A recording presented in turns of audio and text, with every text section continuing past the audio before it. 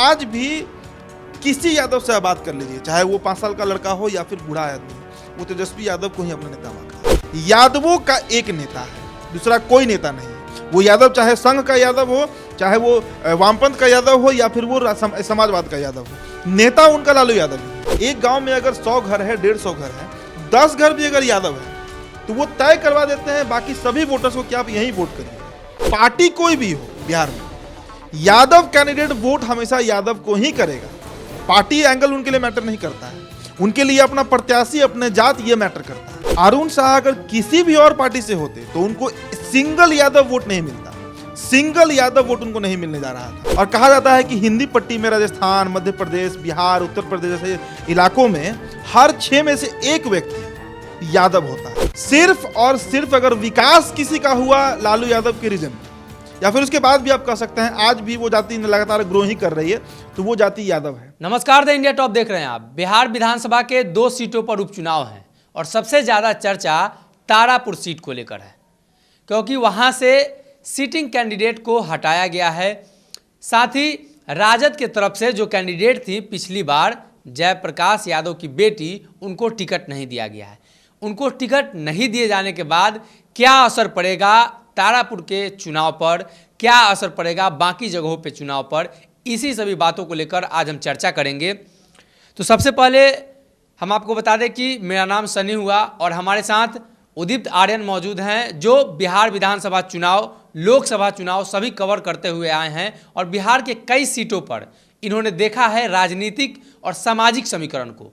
चर्चा को आगे बढ़ाते हैं। क्या लगता है आपको, तारापुर की जो सीट है वहां कौन सा फैक्टर ज़्यादा काम करेगा, और जो दिव्य प्रकाश का टिकट कटा है उसके बाद राजद को क्या खामियाजा भुगतना पड़ेगा? देखिए, अब जयप्रकाश यादव का बात कर रहे हैं, मतलब स्पेसिफिक तौर से हम इस वीडियो में कह सकते हैं कि यादवों के ऊपर हम बात करेंगे कि यादव वोट जो है वो किधर जाएगा। यादव वोट क्या जयप्रकाश यादव काट लेंगे? उनकी बेटी दिव्य प्रकाश को टिकट नहीं दिया गया, पिछली बार मात्र 7,225 माफ कीजिएगा, इतने के अंतर से हार जीत तय हुआ था। मेवालाल चौधरी लीड कर गए थे। तो अगर हम यादवों की बात करें सन्नी, तो सबसे पहले हमको ये समझना होगा कि जो हिंदी पट्टी का इलाका है भारत में, राजस्थान से लेकर हम मान सकते हैं कि जो बंगाल तक आप मान लीजिए, इस इलाके में कहा जाता है, इतिहास भी हमें ये बात बताता है बार बार, कि भारत की जो सबसे पुरानी जाति है, जाति में बोल रहा हूँ, वर्ण नहीं बोल रहा हूँ, वो यादव जाति ही है। बाकी ब्राह्मण थे, ये वर्ण था, वैश्य वर्ण था, क्षत्रिय वर्ण था, शूद्र वर्ण था, लेकिन जाति मतलब रेस जो है ना, वो यादव जाति ही है। और कहा जाता है कि हिंदी पट्टी में राजस्थान, मध्य प्रदेश, बिहार, उत्तर प्रदेश जैसे इलाकों में हर 6 में से 1 व्यक्ति यादव होता है। तो सोचिए इनका कितना पुराना इतिहास है और कितना पकड़ है इस जमीन पर, कि कहीं के भी भौगोलिक स्थिति में कोई जाति इतनी पुरानी नहीं होगी जितनी यादव है। यही कारण है कि इनका प्रतिनिधित्व कभी भी बिहार या देश की राजनीति में कम नहीं रहा है। अब चूंकि हम तारापुर की बात कर रहे हैं, तो तारापुर में स्पेसिफिक तौर से हम बिहार के एंगल को लेंगे कि बिहार में आखिरकार 1931 में जो जातीय जनगणना हुआ था, उस समय यादव जाति की जो आबादी बताई गई थी, जो जनना कमिश्नर थे जिन्होंने रिपोर्ट साझा किया था, उस समय करीब 16% के आसपास यादव जाति थी। अच्छा, अब इसके पहले आपको यादव के बारे में एक इंटरेस्टिंग बात हम बता देते हैं। 1881 में पहला जातीय जनगणना हुआ। जातीय जनगणना कराने वाले व्यक्ति थे A.O. ह्यूम, ठीक है। उस समय वो जातीय जनगणना के कमिश्नर थे और अंग्रेज थे। उनको हमारे यहाँ की वैदिक जातियों का जानकारी नहीं था, वर्ण व्यवस्था का बहुत जानकारी नहीं था। जातीय जनगणना जब करवाएं तो उस समय उनके साथ एक आप कह सकते हैं एक्सीडेंट हो गया, एक दुर्घटना घटी। घटना ये घटी कि उन्होंने हर वो जाति जो जानवर से संबंधित काम करती थी उसको यादव में डाल दिए, चाहे वो गरेड़िया हो, चाहे वो चरवाहा हो, हर वो जाति जो जानवर से संबंधित काम कर रहे थे उसको यादव बना दिए। जबकि मूल यादव जो हमारे वैदिक यादव हैं वो 2 ही हैं, किस्नौत और मंझरौट। किस्नौत वो हुए जो द्वारका से आए और मंझरौट वो हुए जो मथुरा के यादव थे। मथरौट कहलाते थे, समय के साथ नाम अपभ्रंश होता है, सफ्ता हफ्ता हो जाता है, उसी तरह मथरौट जो है वो मंझरौट हो गया। तो यही कारण है कि 1931 में जब जातीय जनगणना होता है तो इनकी आबादी इतनी बड़ी बताई जाती है। हकीकत में ये इतनी बड़ी है नहीं, 4 से 5% ही ओरिजिनल यादव जो हैं, जिनको आप वैदिक यादव कह सकते हैं, जो दुर्वासा ऋषि, जो पुरु के, जो अनु के, इनके जो यदु के पुत्र हैं, अच्छा, अब हम आते हैं आज के संदर्भ में। अब हम आते हैं सीधा बिहार के रेफरेंस में कि बिहार में जिस जाति की आबादी 1931 में 16% बताई गई थी, उसका रिप्रेजेंटेशन विधानसभा में कितना है। और खासकर 1990 के बाद जब से लालू यादव काबिज होते हैं सीट पर, गद्दी पर, उसके बाद कहा जाता है कि यादवों का पूरा बोलबाला था बिहार में। ये कितना सही है? कुछ आंकड़े हैं, आप स्क्रीन पर देखिए। अब आंकड़े आपके सामने आने लगेंगे। 1995 में जो कुल उस समय 324 सीटों पर विधानसभा चुनाव होता था, कंबाइंड बिहार, झारखंड अलग नहीं हुआ था। तो 1995 में 89 था ये संख्या। साल 2000 में ये संख्या 72 रहता है। ठीक है, मतलब आप कह सकते हैं कि 1/3 विधानसभा अकेले यादवों से भरा हुआ था, 33-34% के आसपास। बिहार फिर बढ़ जाता है और साल 2000 के बाद जब 243 सीटों पर चुनाव होता है बिहार में, तो अब भी 2005 में 70, 2010 में 51, 2015 में 61 और 2020 में 52। आपको इसमें सबसे जो मार्क करने वाला आंकड़ा वो 2010 का है। 26 के आसपास मुझे याद है सीटें राजद जीती थी। कहा गया था कि राजद अब बिहार से खत्म हो गई। उसके बावजूद आप सोचिए 51 विधायक जीत गए बिहार में, यादव विधायक। तो इससे क्या समझ में आता है कि पार्टी कोई भी हो बिहार में, यादव कैंडिडेट वोट हमेशा यादव को ही करेगा। पार्टी एंगल उनके लिए मैटर नहीं करता है, उनके लिए अपना प्रत्याशी, अपने जात, ये मैटर करता है। तभी नहीं आंकड़ा बता रहा है कि 1/3 विधानसभा पिछले 30 सालों से, आप कह सकते हैं, यादवों का डोमिनेंस है, वहां पर भरे हुए हैं। जी। अब देखिए 2020 का हम बात करें, एक और आंकड़ा आपको बता देते हैं कि कुल 2020 में लगभग 52 सीटें यादव जाति जीती हैं, जिसमें आरजेडी के 35, माले के 3, बीजेपी के 7, जेडीयू के 5, कांग्रेस के 1 और वीआईपी के 1 रहे हैं। तारापुर की अगर हम बात करें, अब स्पेसिफिक तारापुर पर अगर हम चले आए, तो तारापुर में मेवालाल चौधरी रहे हैं। लेकिन इस बार जेपी यादव की बेटी का टिकट काटा गया। आपका सवाल था तारापुर के रेफरेंस में। तो जयप्रकाश यादव हो या फिर कोई भी यादव हो, बिहार में मैंने कल वीडियो में यही बात कहा था कि लालू यादव के चेहरे पर वोट मिलता है। इस बात को कोई भी जो बिहार की राजनीति को जरा समझता है। अच्छा, असल नहीं, अगर आपसे हम आज पूछ दें कि आप बताइए कि बिहार में भूमिहारों का सर्वमान्य नेता कौन है, कोई नहीं आप नाम आएगा। 10 नाम गिना सकते हैं, अनंत सिंह, सूरजभान सिंह, ललन सिंह, गिरिराज सिंह, बहुत नाम है। ब्राह्मणों के नेता का बात करें, 10 नाम गिनवा देंगे। राजपूतों के 10 नेता हैं, कोयरी के 10 नेता हैं, कुर्मी के 10 नेता हैं, सभी के नेता भरे हुए हैं। लेकिन यादवों का एक नेता है, दूसरा कोई नेता नहीं है। वो यादव चाहे संघ का यादव हो, चाहे वो वामपंथ का यादव हो, या फिर वो समाजवाद का यादव हो, नेता उनका लालू यादव ही है। इसलिए जयप्रकाश यादव कोई बहुत बड़ा फैक्टर नहीं बन रहे हैं तारापुर। एक सवाल है कि जयप्रकाश यादव बड़ा फैक्टर नहीं बन रहे हैं, लेकिन वहाँ के यादव जो हैं वो इस बात को एक्सेप्ट करेंगे क्या कि पहले वहाँ यादव को सीट मिला था, बाद में दूसरे समाज के लोगों को सीट मिलता है।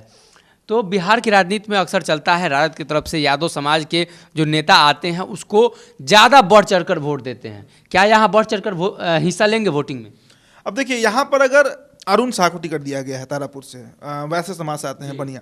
अरुण शाह अगर किसी भी और पार्टी से होते तो उनको सिंगल यादव वोट नहीं मिलता, सिंगल यादव वोट उनको नहीं मिलने जा रहा था। चूंकि वो राजद से हैं तो उनको इस बात को देखिए, आप इनकार नहीं कर सकते हैं कि वहां पर लालू यादव जाएं या ना जाएं। तेजस्वी यादव जो हैं वो, उनके ऊपर सिंबल लगा हुआ है लालू यादव का, और तेजस्वी यादव अभी वहीं पर हैं। कल देर रात करीब बहुत देर हो गया उन्हें पहुंचने में, कहीं ट्रैफिक जाम में फंस गए थे। विशाल लगातार तारापुर से पब्लिक ओपिनियन भेज रहे हैं, आप देख भी रहे होंगे। विशाल से हम अब लगातार बात भी कर रहे हैं। विशाल का कहना है कि गांव-गांव वो घूम रहे हैं, प्रखंड में घूम रहे हैं। यादव जो हैं वहां के, वो अभी भी लालू प्रसाद यादव का ही नाम ले रहे हैं। हो सकता है, इस बात से हम इनकार नहीं कर सकते हैं कि 2-3-4 हजार यादव का वोट जयप्रकाश अपने इन्फ्लुएंस से, चूंकि बड़े नेता रहे हैं, वो भी केंद्रीय मंत्री रहे हैं, काट सकते हैं। पर उससे ज़्यादा डैमेज इससे नहीं होने जा रहा है तेजस्वी यादव को या फिर राजद को। तो आगे के जो आंकड़े हैं ओबीसी राजनीति, ओबीसी में खासकर यादव समाज की राजनीति की अगर आंकड़े देखें तो क्या लगता है आपको, ओबीसी में सिर्फ यादव ही आगे बढ़ रहे हैं, बाकी सभी जो ओबीसी में समाज के लोग हैं वो आगे बढ़ पा रहे हैं?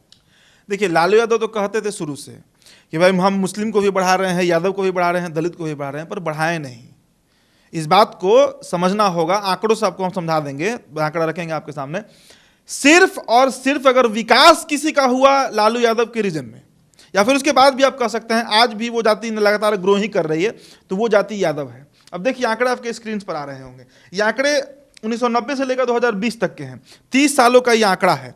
अब इसमें हम बताएंगे कि राजनीति में, बिहार की राजनीति में जो ओबीसी जातियां हैं, जिसमें कोयरी, कुर्मी, धानुक, बनिया, बहुत सी जातियां आती हैं, सैकड़ों की संख्या में जातियां हैं ओबीसी में, बढ़ई है, लोहार, बहुत जातियां हैं, उनका क्या रिप्रेजेंटेशन है? पॉलिटिकल रिप्रेजेंटेशन, यानी राजनीतिक प्रतिनिधित्व। और यादव का क्या है? तो 1990 में बिहार की राजनीति में 52.5% अकेले यादव थे, 95 में 51.4%, 2000 में 49.6%, 2005 में 50.4%, 2010 में 38.9%, 2015 में 50% और 20 में 43.3%, और जो बच रहा है वो अन्य ओबीसी जाति हैं। अब आप बताइए सन्नी कि लगातार जो जानकार लोग हैं, जैसे हम दिलीप मंडल की ही बात करें, वो कहते हैं कि 52% ओबीसी जातियां हैं बिहार में। अब 52% अगर ओबीसी जातियां हैं तो उसमें अकेले यादव ही तो नहीं है, सैकड़ों जातियां हैं। वो कहाँ है? वो फिगर में कहीं दिख रही हैं? कुशवाहा कहीं दिख रहा है? कोयरी कहीं दिखा आपको? धानुक कहीं दिखा आपको? बनिया कहीं दिखा? साहू जी दिखे कहीं? तेली कहीं दिखा? कहीं नहीं दिखते हैं। अकेले 50% का ये मार्जिन यादव समाज ले जाता है। अब देखिए, इसके पीछे का कारण हम बता देते हैं आपको। वीडियो की शुरुआत में मैंने आपको बताया था कि एकता बहुत है। एक प्रसंग था, शायद 1970-71 का बात है, आर्यव्रत अखबार चलता था, मेरे पिताजी बताया करते थे कि उस समय रामलखन यादव सर्वमान्य नेता थे यादवों के, गांधी मैदान में एक सभा कर रहे थे, और उस सभा में उन्होंने कहा था सभी यादवों को कि एक पैर पे खड़ा हो जाओ। और ये घटना सही घटना है, एक पैर पे खड़े हो गए थे। कोई जाति अपने नेता का इतना फॉलो नहीं करता जितना यादव करता है। ये एक फैक्टर है। दूसरा जो फैक्टर है इनके इतने डोमिनेंस का, कि ये वोकल कम्युनिटी है। वोकल मतलब बोलने वाली जाति है। आप सोशल मीडिया का आज युग है, सोशल मीडिया पर आप एक पोस्ट यादवों के खिलाफ खाली लिख के देख लीजिए, उस पर तुरंत आप पे अटैक होगा, रिएक्शन आएगा। वो चुप बैठने वाली जाति नहीं है, वो लड़ेगी, वो आपको प्रूव करेगी कि आप गलत लिखे हैं, और तब तक प्रूव करेगी जब तक आप उसको मानिए नहीं। तो इससे क्या साबित होता है कि वो इन्फ्लुएंस करती है, वो वोकल जाती है। और इन्फ्लुएंस जब शब्द आ रहा है तो मान लीजिए एक गांव है और उस गांव में 100 घर है। जिस तरीके से भूमिहार और राजपूत को माना जाता है इन्फ्लुएंशियल जाति बिहार में, कि वो वोट कन्वर्ट करवा देते हैं। अगर एक गांव में 5 घर भूमिहार का है और 95 घर अन्य जातियों का है, तो वो 95 घर किसको वोट करेगा ये वो 5 घर तय करता है जो भूमिहार का होता है। यही फैक्टर बिहार में यादवों के साथ भी है। एक गांव में अगर 100 घर है, 150 घर है, 10 घर भी अगर यादव है तो वो तय करवा देते हैं बाकी सभी वोटर्स को कि आप यही वोट करिएगा। ये जो उनका प्रभाव है, ये बहुत बड़ा कारण है कि इतना रिप्रेजेंटेशन है उनका। और इसके पीछे कहीं ना कहीं एक बहुत बड़ा कारण लालू प्रसाद यादव रहे हैं। उन्होंने अपने, और किसी को तो नहीं, पर अपने समाज को उन्होंने मुखर बना दिया। और समाज मुखर था भी, उनको बस एक डायरेक्शन दे दिया कि देखो तुम्हारे नेता हम हैं और हम ही भला कर सकते हैं। और आज भी किसी यादव से बात कर लीजिए, चाहे वो 5 साल का लड़का हो या फिर बूढ़ा आदमी हो, वो तेजस्वी यादव को ही अपना नेता मानता है। जी, तो बिहार में इस तरह की राजनीति चलती है, बिहार में जाति आधारित राजनीति चलती है, बिहार में समीकरण आधारित राजनीति चलती है।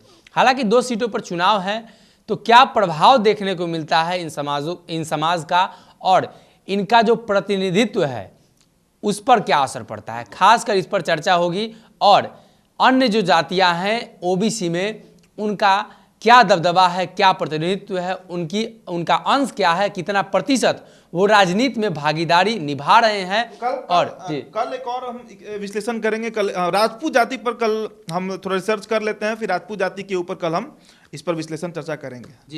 जी, तो अगले वीडियो आने तक आप इंतजार करिए और कमेंट बॉक्स में अपनी राय दे सकते हैं, और हमारे वीडियो को शेयर कर दीजिएगा। चैनल को लाइक सब्सक्राइब कर लीजिए। बहुत बहुत धन्यवाद।